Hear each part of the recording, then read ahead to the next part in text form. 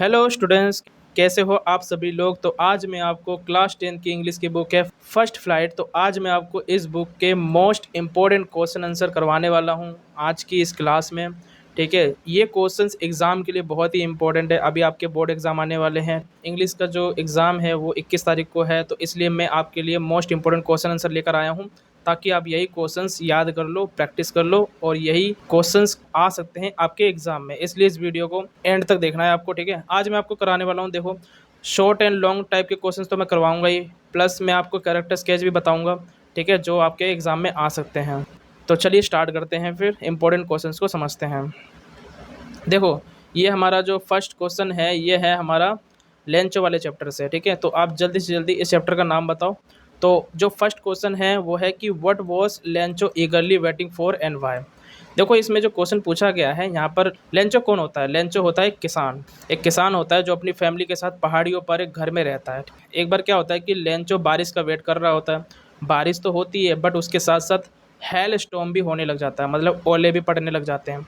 तो ओले पड़ने की वजह से उसकी फसल पूरी तरीके से तबाह हो जाती है। फिर लेंचो गॉड को लेटर लिखता है और गॉड को लेटर लिखता है और 100 पेसोस की डिमांड करता है। और फिर वो 100 पेसोस की डिमांड करता है। फिर वो पोस्ट ऑफिस जाता है और वहाँ पर उसको पता चलता है कि उसको 70 पेसोस ही मिले हैं। ठीक है, और 30 पेसोस उसको नहीं मिले हैं। तो फिर लेंचो का पूरा जो शक होता है वो पोस्ट ऑफिस के जो एम्प्लॉयज़ होते हैं उन पर चला जाता है। और पोस्ट ऑफिस के एम्प्लॉयज़ को वो क्या कहता है, बंच ऑफ क्रूक्स। इस क्वेश्चन में जो पूछा गया है वो है कि what was Lencho ईगरली waiting for and why.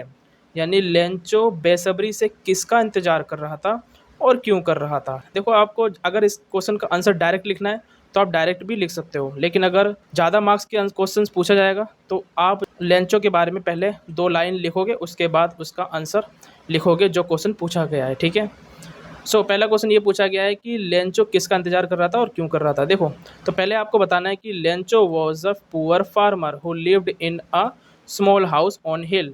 यानी लेंचो एक पुअर फार्मर था, गरीब किसान था जो पहाड़ियों पर रहता था। ठीक है, छोटे से घर में रहता था।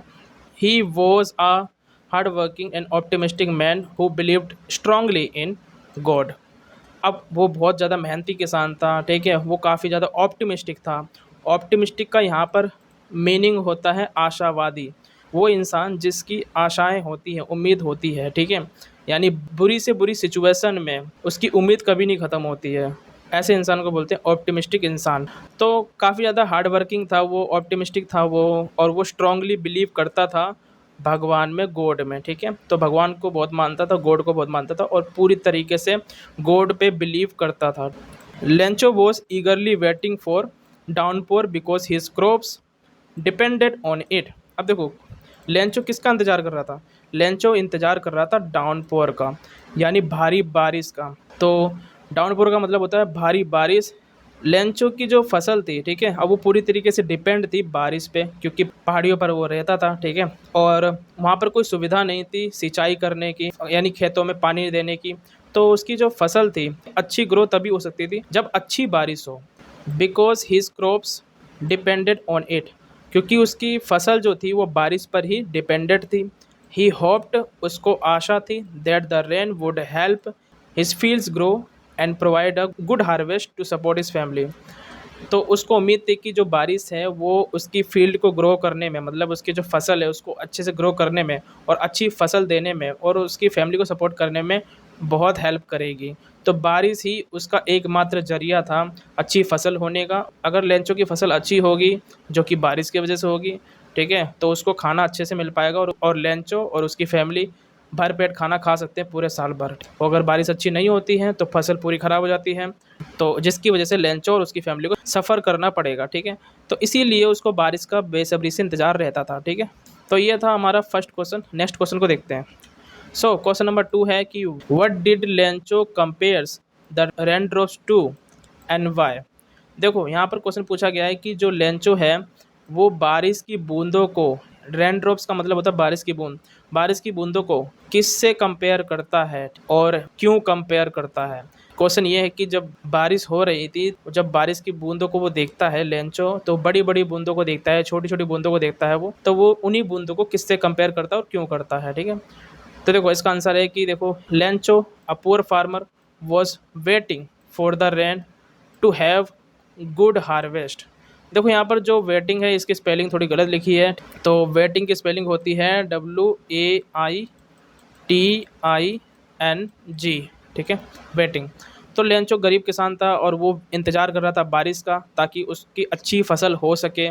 सो when it rained Lencho compared the rain drops to new coins. देखो जब बारिश होती है तो लेंचो उन्हीं बारिश की बूंदों को नए सिक्कों से कंपेयर करता है, नए सिक्कों से तुलना करता है, ठीक है।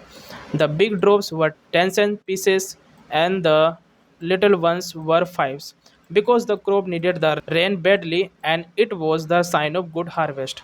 तो बड़ी बड़ी बूंदों को वो 10 सेंट से कंपेयर करता है। सेंट मतलब करेंसी। तो वो लेंचो कहता है कि जो बड़ी बड़ी बूंदें हैं वो 10 सेंट के बराबर हैं और जो छोटी छोटी बारिश की बूंदें गिर रही हैं वो 5 सेंट के बराबर है, ठीक है।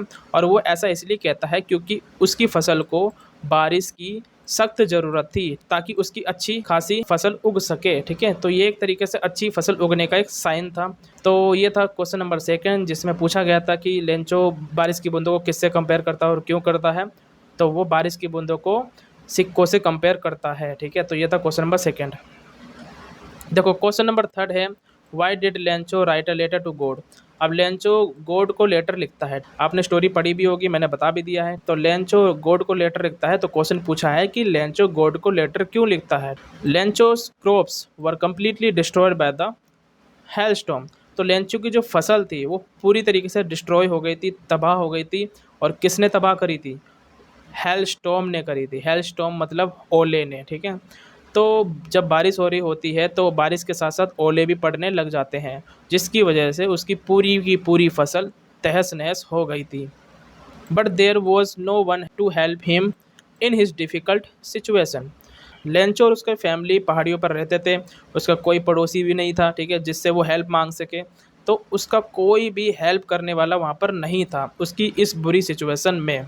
Being a firm believer of God he wrote a letter to God.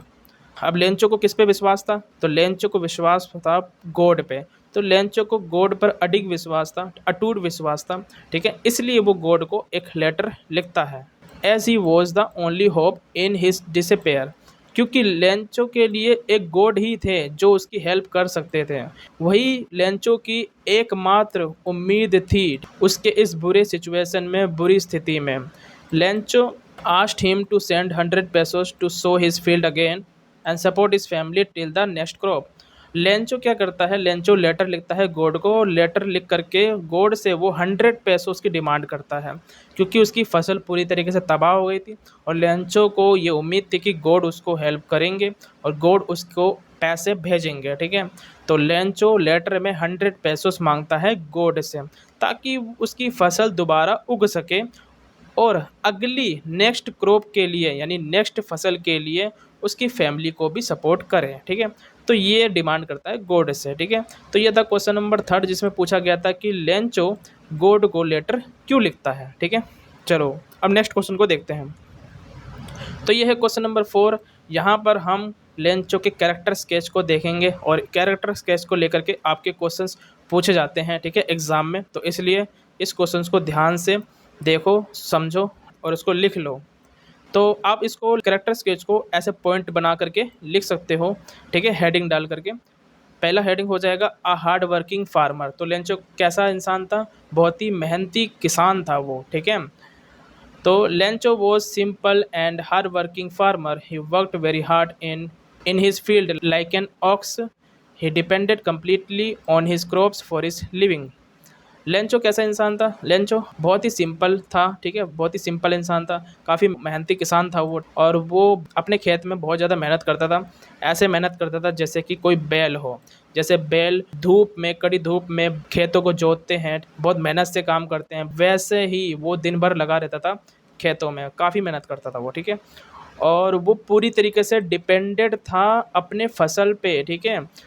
तो अपनी आजीविका चलाने के लिए उसके पास कोई जॉब वगैरह भी नहीं थी। वो सिर्फ़ और सिर्फ खेती करता था, फसल उगाता था और अच्छी फसल होती थी तभी उसको और उसकी फैमिली को भरपेट खाना मिल पाता था, ठीक है। सेकंड हेडिंग हो जाएगी लव फॉर फैमिली। तो लेंचो अपनी फैमिली से बहुत ज़्यादा प्यार करता था। Lencho loved his family deeply when his entire crop was destroyed by the hailstorm. He became very sad and worried because his family had nothing to eat. अब Lencho अपनी फैमिली से बहुत ज़्यादा प्यार करता था। जब उसकी फसल पूरी तरीके से तबाह हो गई थी, डिस्ट्रॉय हो गई थी हेल स्टॉर्म की वजह से, यानी ओले पड़ने की वजह से, तो वो बहुत ज़्यादा दुखी हो गया था। तो उसको बस एक ही बात की चिंता थी कि अब वो अपनी फैमिली को कैसे खाना खिलाएगा, क्योंकि उसके पास अब कुछ नहीं बचा था। ठीक है, इसीलिए इससे ये पता चलता है कि वो अपनी फैमिली से कितना प्यार करता था। ठीक है, इसके दो पॉइंट्स और लिख सकते हो। एन ऑप्टिमिस्टिक पर्सन और strong believer of God although his only source of living was taken away. भले ही उसका आजीविका का एकमात्र सोर्स था वो छीन लिया गया था। उसका आजीविका चलाने के लिए एकमात्र साधन क्या था? वो फसल थी। ठीक है, और वो फसल ही खराब हो गई थी। he didn't lose hope, लेकिन फिर भी उसने अपनी उम्मीद नहीं छोड़ी। he had his last hope in God, उसने गॉड में विश्वास रखा। उसको विश्वास था, उसको आशा थी कि गॉड उसकी हेल्प करेंगे। he was confident that God would help him in his distress, अब उसको पूरी तरीके से कॉन्फिडेंस था, उसको पूरा विश्वास था, उसको पूरी उम्मीद थी कि गॉड उसकी हेल्प करेंगे उसके बुरे वक्त में। ठीक है, तो इससे पता चलता है कि लेंचो एक ऑप्टिमिस्टिक पर्सन था। स्ट्रॉन्ग बिलीवर ऑफ गॉड, यानी कि भगवान में अडिग विश्वास रखता था वो। ठीक है, स्ट्रॉन्ग बिलीवर था वो। Lencho had firm faith in God as he sought help from God when his crop was destroyed. तो लेंचो को काफ़ी अडिग विश्वास था, अटूट विश्वास था गॉड में, क्योंकि उसने गॉड से हेल्प मांगी थी जब उसकी फसल तबाह हो गई थी। ठीक है, he wrote him to send 100 pesos, और इसीलिए वो एक लेटर लिखता है गॉड को, जैसे कि मैं बता चुका हूँ, और 100 पेसोस की डिमांड करता है। But when he received 70 pesos he called the post office employees a bunch of crooks. Lencho को 100 पेसोस के बजाय उसको 70 पेसोस मिलते हैं, मतलब 70 पेसोस मिलते हैं। तो वो पोस्ट ऑफिस जहाँ पर वो पैसे कलेक्ट करने जाता है, उसके एम्प्लॉयज़ को वो बंच ऑफ क्रूक्स कहता है, यानी कि ठगों का समूह। तो वो सारे के सारे एम्प्लॉयज़ को वो ठगों का समूह कहता है। तो इसीलिए he rewrote a letter to God for remaining 30 pesos which shows his firm faith in God. इसीलिए वो दोबारा लेटर लिखता है गॉड को, और वो कहता है कि मुझे बाकी के पैसे भी दे दो, 30 पेसोस भी दे दो, क्योंकि मेरे 30 पेसोस इन पोस्ट ऑफिस में काम करने वाले एम्प्लॉयज़ ने चुरा लिए हैं। तो इससे पता चलता है कि उसको कितना विश्वास था गॉड में, क्योंकि वो गॉड से उम्मीद लगाए बैठा था कि गॉड उसकी हेल्प करेंगे और बाकी के पैसे भी देंगे, क्योंकि उसको यही लग रहा था कि जो 70 पेसोस जो उसको मिले हैं वो गॉड ने ही भेजे हैं। ठीक है, बट असल में वो 70 पेसोस भी उस पोस्ट ऑफिस के एम्प्लॉयज़ ने ही इकट्ठा करके उसको दिए थे। ठीक है, ताकि उसका जो विश्वास है गॉड में वो टूटे नहीं। चलो, ये तो क्वेश्चन नंबर 4 कैरेक्टर स्केच पूछा गया था लेंचो के बारे में। ठीक है, क्वेश्चन नंबर 5 है how did Mandela's hunger for freedom change his life. Long walk to freedom वाला चैप्टर है, उसी का ये क्वेश्चन है, क्वेश्चन 5। इसमें पूछा गया है कि नेल्सन मंडेला को आज़ादी की भूख थी, यानी वो आज़ादी चाहते थे, क्योंकि उनके देश को यूरोपियन लोगों ने कब्जा कर लिया था, यानी कि ब्रिटिशर्स, जो यूरोप में रहने वाले जो ब्रिटिशर्स थे ना, उन्होंने कब्जा किया था, और वहाँ पर उनके निवासियों के साथ काफ़ी ज़्यादा रेशियल डिस्क्रिमिनेशन करते थे, मतलब रंग भेद करते थे। तो मंडेला के मन में जो आज़ादी की भूख थी, उस आज़ादी की भूख ने उनकी ज़िंदगी को कैसे बदल दिया। ठीक है, तो ये है question. Mandela realised in his youth that it was not just his freedom that was being curtailed। अब देखो, नेल्सन मंडेला को रियलाइज़ हुआ अपनी जवानी में कि ये जो फ्रीडम है ना, जो नेल्सन मंडेला फ्रीडम दिलाना चाहते थे अपनी कंट्री को उन अंग्रेज़ों से, तो ये उन्हीं की आज़ादी नहीं थी जो उनसे छीनी गई थी। यहाँ पर curtailed का मतलब होता है छीना जाना, तो उन्हीं की आज़ादी नहीं थी जो उनसे छीनी गई थी, ये बाकी सभी लोगों की आज़ादी थी, बाकी सभी ब्लैक पीपल की आज़ादी थी। आपको पता ही होगा इस चैप्टर में कि साउथ अफ्रीका में ब्लैक पीपल के साथ काफ़ी ज़्यादा डिस्क्रिमिनेशन होता था उनके कलर के बेस पर। वाइट पीपल वाले लोग जो हैं ब्लैक पीपल के साथ काफ़ी ज़्यादा भेदभाव करते थे, उनको बसों की सीट में भी नहीं बैठने दिया करते थे। ठीक है, तो उनके साथ ये अत्याचार, टॉर्चर उनको काफ़ी ज़्यादा किया करते थे।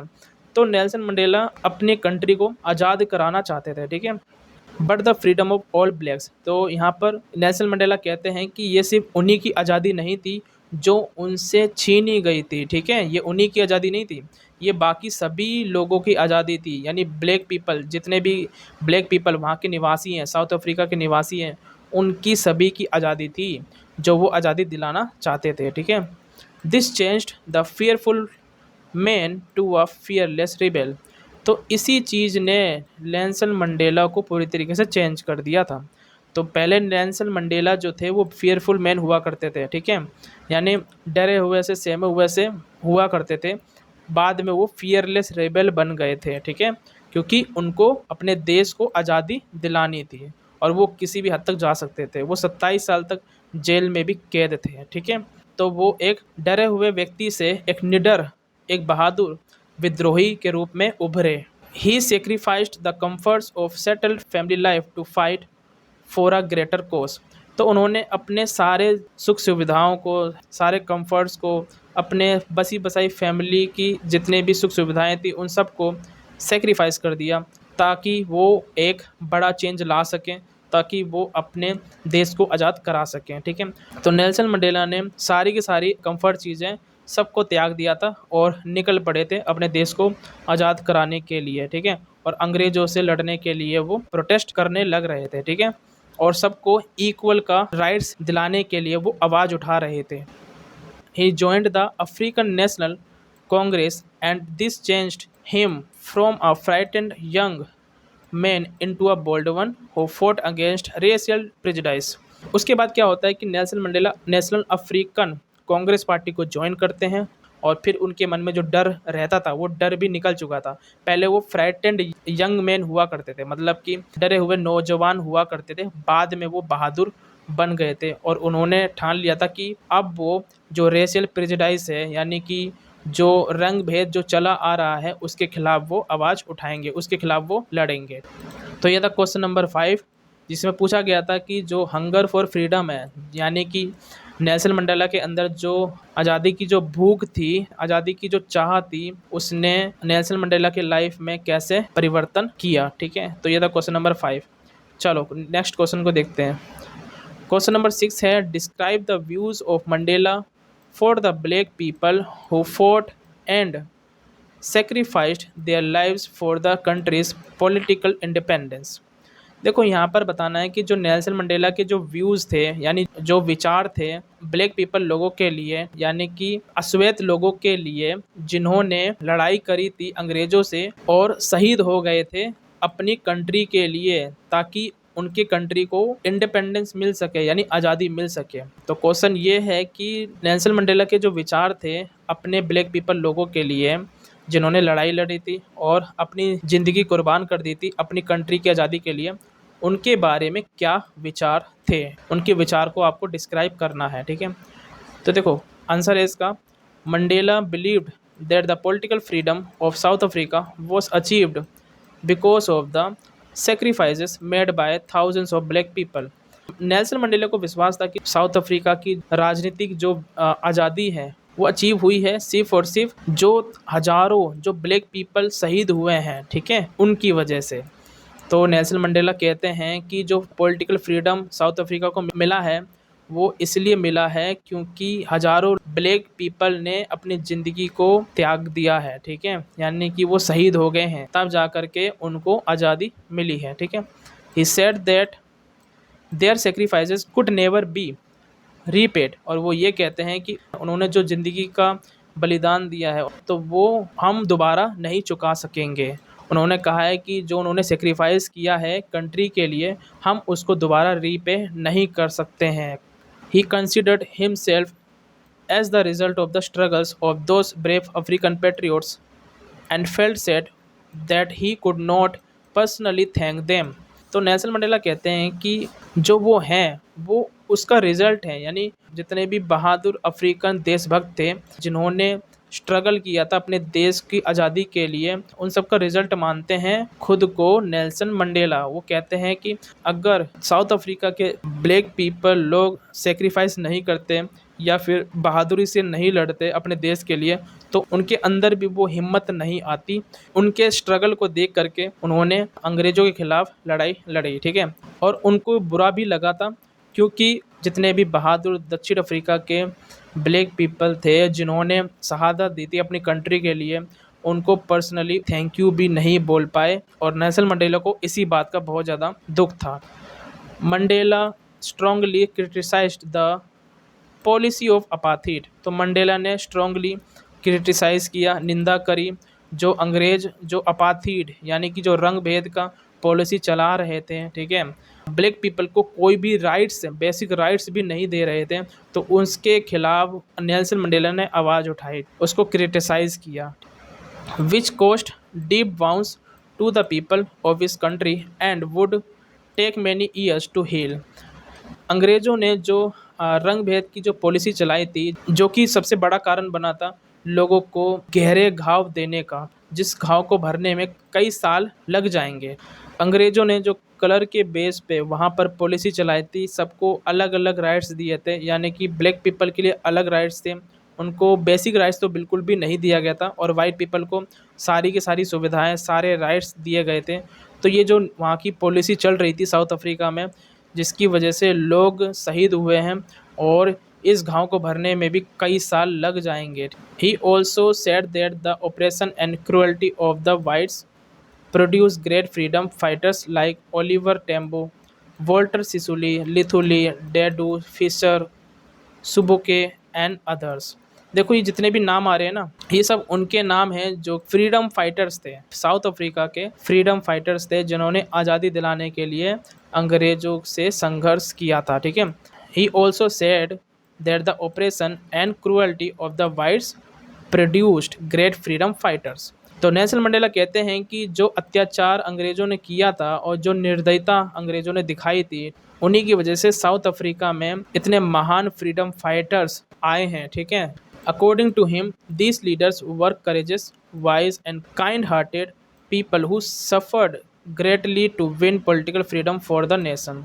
नेल्सन मंडेला के अनुसार ये जितने भी फ्रीडम फाइटर्स थे, ये बहुत बहादुर थे, बहुत ज़्यादा बुद्धिमान भी थे और काफ़ी काइंड हार्टेड भी थे, दयालु भी थे। तो ये था नेल्सन मंडेला के विचार ब्लैक पीपल के लिए, जिन्होंने लड़ा था अंग्रेज़ों के खिलाफ, जिन्होंने सेक्रीफाइस किया था, ठीक है, अपनी कंट्री के लिए, अपनी कंट्री को आज़ादी दिलाने के लिए। तो उनके बारे में ये विचार थे नेल्सन मंडेला के, ठीक है। तो ये था क्वेश्चन नंबर 6। तो ये है क्वेश्चन नंबर 7। इसमें नेल्सन मंडेला के कैरेक्टर स्केच को समझते हैं। देखो, तो नेल्सन मंडेला करेजियस थे, बहादुर थे। Nelson Mandela showed great courage by spending 27 years in prison. He never gave up his values and believed that real courage means defeating fear. Nelson मंडेला काफ़ी बहादुर थे, उन्होंने अपनी बहादुरी दिखाई थी और वो 27 साल तक जेल में रहे थे। तो 27 साल तक जेल में रह करके उन्होंने बहुत बड़ी बहादुरी भी दिखाई थी, ठीक है। तो नेल्सन मंडेला का मानना था कि जो रियल बहादुरी होती है उसका मतलब होता है डर को हराना। नेल्सन मंडेला काफ़ी विजनरी लीडर भी थे, काफ़ी दूर की सोचते थे, तो वो ऐसे लीडर थे। तो फर्स्ट ब्लैक प्रेसिडेंट बने थे, आपको पता ही होगा, साउथ अफ्रीका के वो। So as the first black president of South Africa he ended racial discrimination and worked for a democratic and equal society. तो साउथ अफ्रीका के वो पहले राष्ट्रपति बने थे वो, और उन्होंने जो रेशियल डिस्क्रिमिनेशन था, यानी कि जो रंग भेद जो चला आ रहा था, उसको एंड कर दिया था उन्होंने, ठीक है। और नेल्सन मंडेला ने डेमोक्रेटिक के लिए काम किया था, यानी अपने देश के लोकतंत्र के लिए काम किया था और इक्वल सोसाइटी बनाई थी, ऐसी सोसाइटी जहाँ पर सबको समान माना जाएगा, ठीक है। तो जब साउथ अफ्रीका को आज़ादी मिली थी तो वो फर्स्ट ब्लैक प्रेसिडेंट भी बने थे, ठीक है। इसके साथ साथ अब ये 2 टॉपिक्स और भी लिख सकते हो, ठीक है, कैरेक्टर स्केच में। जैसे कि हम्बल थे वो, हम्बल और वाइस थे वो, यानी कि काफ़ी ज़्यादा काइंड हार्टेड थे, दयालु थे, बुद्धिमान भी थे वो, ठीक है। देखो, even after becoming famous and winning the Nobel Peace Prize, Nelson Mandela remained simple and humble. He served his people selflessly. Nelson Mandela को नोबल पीस प्राइज़ भी मिला था और वो काफ़ी ज़्यादा फेमस भी हुए थे, लेकिन फिर भी वो काफ़ी सिंपल व्यक्ति थे, वो काफ़ी हम्बल थे वो, और उन्होंने अपने लोगों के लिए काफ़ी काम भी किया था, ठीक है। और वो कंपैशनेट भी थे, यानी काफ़ी दयालु भी थे वो, ठीक है। तो Nelson Mandela showed kindness even towards his enemies. He felt that hatred harms both the oppressed and oppressors. तो नेल्सन मंडेला काफ़ी दयालु व्यक्ति भी थे, तो उनकी जो काइंडनेस थी वो एनिमीज़ के प्रति भी थी। मतलब वो कहते थे कि दुश्मन के साथ भी हमें प्यार से रहना चाहिए, ठीक है। तो नेल्सन मंडेला काफ़ी काइंड व्यक्ति थे अपने दुश्मन के प्रति भी, यानी जिन अंग्रेजों ने साउथ अफ्रीका के लोगों को इतना ज़्यादा टॉर्चर किया, इतना ज़्यादा मारा पीटा, उनके प्रति भी उनके दिल में कोई भी नफरत नहीं थी। तो नेल्सन मंडेला का मानना था कि जो हेट्रेट होती है, जो नफरत होती है, वो दोनों को नुकसान पहुंचाती है, हार्म करती है, ऑप्रेस्ड व्यक्ति को भी और ऑप्रेसर व्यक्ति को भी। ऑप्रेस्ड वो व्यक्ति होता है जिसको दबाया जाता है, जिसको सताया जाता है, टॉर्चर किया जाता है, और ऑप्रेसर वो व्यक्ति होता है जो उसको दबाने वाला होता है, सताने वाला होता है, टॉर्चर करने वाला व्यक्ति, ठीक है, यानी कि अंग्रेज। तो दोनों को ही नुकसान कौन पहुंचाता है? नफरत, यानी हेट्रेट, ठीक है। क्वेश्चन नंबर 8 है, how did the young seagull overcome his fear and soared gradually towards the sea during his first flight. तो ये जो क्वेश्चन है, ये आप जल्दी से जल्दी बताओ ये किस चैप्टर का क्वेश्चन है ये, ठीक है।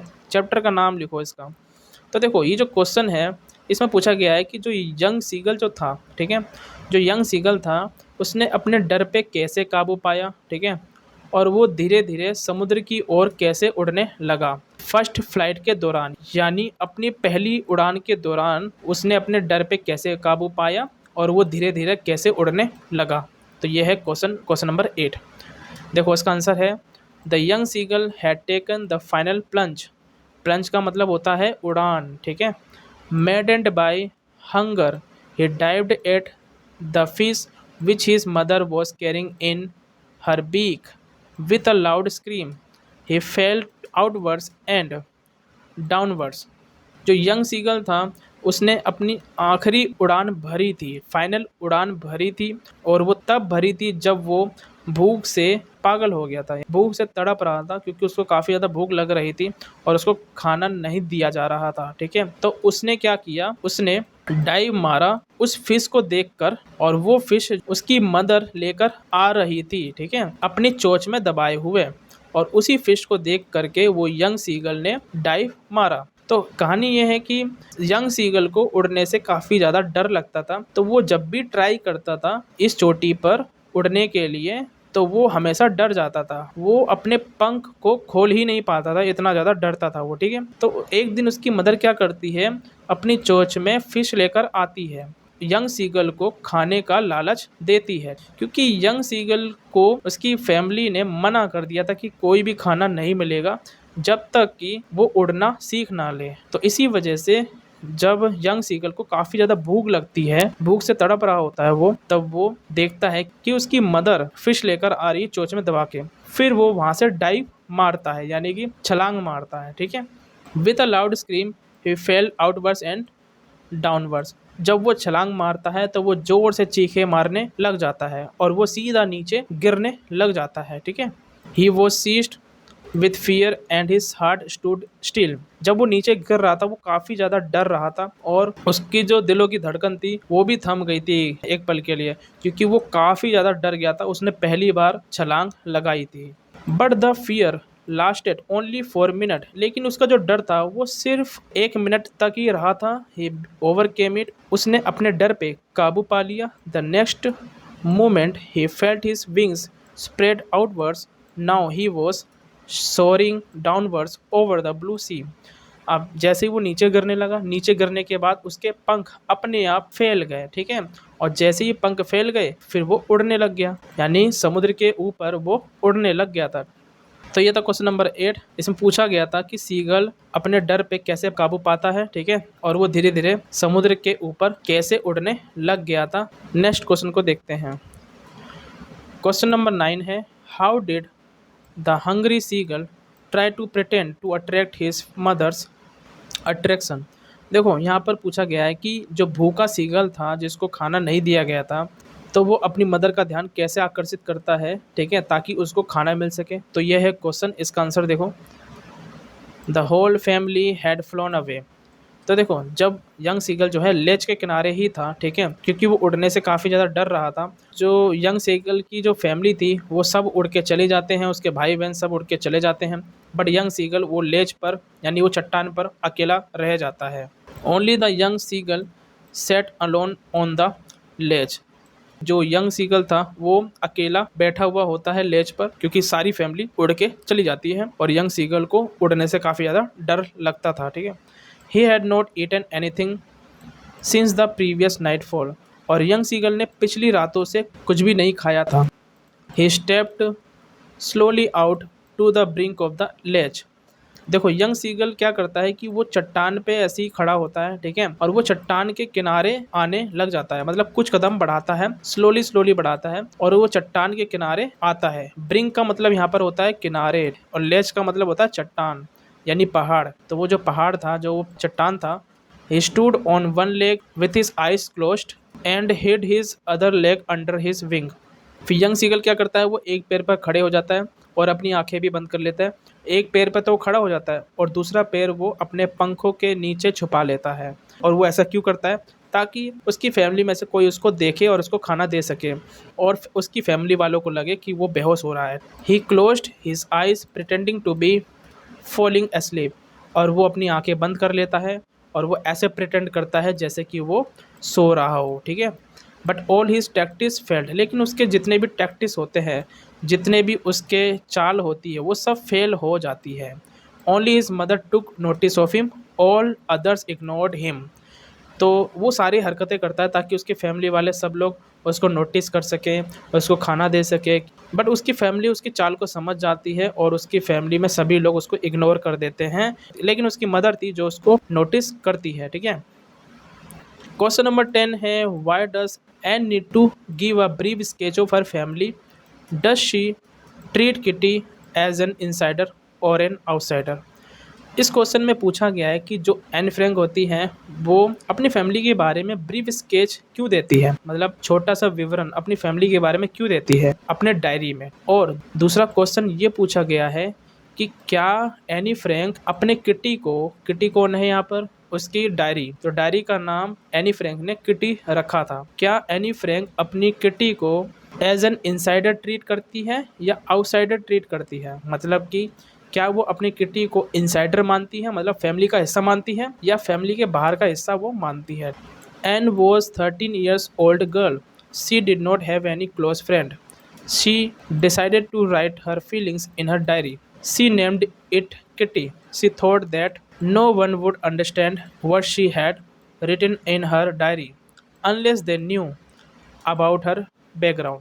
तो एन फ्रैंक जब 13 साल की थी तब उसका कोई फ्रेंड नहीं था, तो उसके फादर ने उसके जन्मदिन में उसको एक डायरी लाकर दी थी। ठीक है। और वो डायरी में सब कुछ लिखती थी, जो भी उसको फील होता था ना, सारे फीलिंग्स सारे इमोशंस अपने डायरी के थ्रू बताती थी। और अपनी डायरी को उसने नाम दिया था किटी। तो अपनी डायरी को वो, अब क्वेश्चन ये था कि वो अपनी फैमिली के बारे में क्यों बताती है डायरी में? क्योंकि डायरी में जाहिर सी बात है जो रोज की जो दिनचर्या होती है, जो रोज कुछ ना कुछ घटना होती है, वो लिखा जाता है डायरी में। बट उसने सबसे पहले अपने फैमिली का इंट्रोडक्शन दिया। तो क्यों दिया था? देखो, तो इसलिए दिया था एन फ्रैंक ने अपनी फैमिली का इंट्रोडक्शन क्योंकि उसका कोई भी क्लोज फ्रेंड नहीं था। She thought that no one would understand what she had written in her diary unless they knew about her background. और उसको ये लग रहा था कि अगर मैं डायरी लिखूंगी तो कोई भी मेरी बातों को नहीं समझ पाएगा जब तक कि मैं अपने फैमिली बैकग्राउंड के बारे में ना बताऊं। तो इसीलिए वो अपने फैमिली बैकग्राउंड के बारे में बताती है ताकि सबको पता चल सके कि एन फ्रैंक कौन है। इसलिए वो डायरी में अपने फैमिली के बारे में ब्रीफ स्केच यानी छोटा सा इंट्रोडक्शन देती है। ठीक है। So she needs to give a brief sketch of her family. She did not want to create an impression that she was all alone in the world. तो वो बिल्कुल भी ये इम्प्रेशन क्रिएट नहीं करना चाहती थी कि वो दुनिया में बिल्कुल अकेली थी। इसीलिए वो डायरी में अपने फैमिली के बारे में बताती है। वो ये बताना चाहती थी सबको कि उसकी भी एक फैमिली थी। ठीक है। तो दूसरा क्वेश्चन यही था कि क्या वो किटी को एज एन इनसाइडर मानती है या आउटसाइडर? तो वो इनसाइडर मानती है, मतलब कि वो अपनी फैमिली का एक हिस्सा मानती है अपनी डायरी को। क्वेश्चन नंबर 11 है, right a character sketch of Anne Frank. अब यहाँ पर जो कैरेक्टर स्केच है वो है एन फ्रैंक के बारे में। ठीक है। तो कैरेक्टर स्केच है एन फ्रैंक का यहाँ पर। तो आप यहाँ पर पॉइंट्स के साथ लिख सकते हो कि एन फ्रैंक काफ़ी इंटेलिजेंट लड़की थी और काफ़ी ऑब्जर्वेंट लड़की थी। She keenly observed the people around her and understood their behaviour and emotions deeply. और वो अच्छे से सबको ऑब्जर्व करती थी, जितने भी लोग उसके आसपास होते थे सबके बिहेवियर को अच्छे से समझती थी वो। और दूसरा पॉइंट इसका है कि diary as a true friend to overcome her loneliness and made her diary her friend and named it Kitty. She poured out all her emotions and thought by writing in it। Anne Frank अपने अकेलेपन को दूर करने के लिए diary को अपना best friend बना लिया था और उसको नाम दिया था किटी। और उसी डायरी में उसने सारे के सारे इमोशंस, अपने सारे फीलिंग्स सब उसने डाल दिए थे अपने डायरी में। मतलब अपने डायरी में वो सब कुछ लिखती थी जैसे वो फील करती थी। तो डायरी उसकी सच्ची दोस्त थी। लाइवली एंड टॉकेटिव नेचर और hopeful and strong. Anne Frank काफ़ी एनर्जेटिक लड़की थी, काफ़ी बातूनी लड़की थी वो। इसी वजह से उसके टीचर उसको हमेशा पनिशमेंट देते थे, ठीक है, उसको होमवर्क दिया करते थे। तो एन फ्रैंक बहुत ज़्यादा बातूनी लड़की थी क्लास में, और because of which her arithmetic teacher often punish her lively nature made her stand out. तो ये था इसका कैरेक्टर स्केच एन फ्रैंक का। So thank you so much students. I hope आपको ये सारे क्वेश्चंस आंसर समझ में आए होंगे, और मैं ऐसे ही इंपॉर्टेंट क्वेश्चन आंसर की वीडियो लाता रहूँगा। आप इस चैनल के साथ बने रहो। मिलते हैं फिर नेक्स्ट वीडियो में इंपॉर्टेंट क्वेश्चंस के साथ। तब तक टाटा बाय बाय।